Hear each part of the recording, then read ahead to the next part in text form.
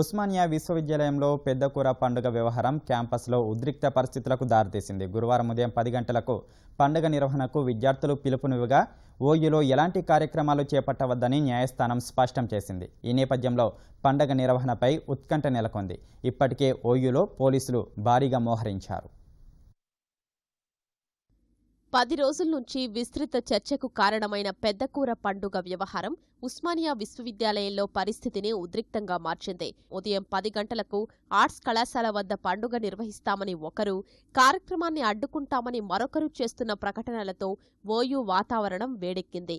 పెద్దకూర పండుగను వ్యతిరేకిస్తూ కొందరు సిటీ సివిల్ కోర్టుని ఆశ్రయించగా ఓయూలో యథాతథ స్థితిని కొనసాగించాలని 3 రోజుల కిందట కోర్టు ఉత్తర్వులిచ్చింది. దీనిపై నిర్వాహకులు హైకోర్టుకు వెళ్లగా ఉన్నత న్యాయస్థానం సైతం సిటీ సివిల్ కోర్టు ఆదేశాల్ని అమలు చేయాలని సూచించింది.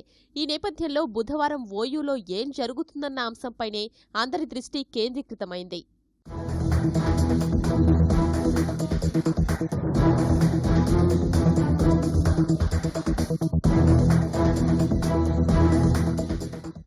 హైకోర్టు ఉత్తర్వులతో పోలీసులు ఓయూలో పటిష్ట బందోబస్తు ఏర్పాటు చేశారు. విశ్వవిద్యాలయం రిజిస్ట్రార్ సురేష్ కుమార్ సైతం ఈ వ్యవహారంపై స్పష్టమైన ప్రకటన చేశారు. క్యాంపస్లో ఆహార పండుగల నిర్వహణకు అనుమతి లేదని, ఎవరైనా ఉత్తర్వులు ఉల్లంఘిస్తే విద్యార్థుల ప్రవేశాన్ని సైతం రద్దు చేస్తామని హెచ్చరించారు. మేము క్లియర్ గా స్టాండ్ తెలియపరుస్తున్నాము. ఎట్టి పరిస్థితులలో ఇటువంటి యాక్టివిటీ ఉస్మానియాలో టేకప్ చేయడానికి మేము పర్మిషన్ ఇవ్వలేదు.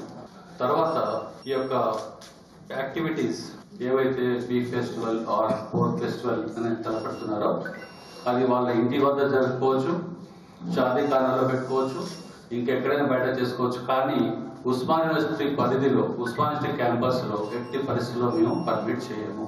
ఒకవేళ వైలేట్ చేసినట్లయితే ఎవరైనా యూనివర్సిటీ పరంగా వాళ్ళ విద్యార్థులైతే వాళ్ళ అడ్మిషన్ క్యాన్సిల్ చేస్తాం.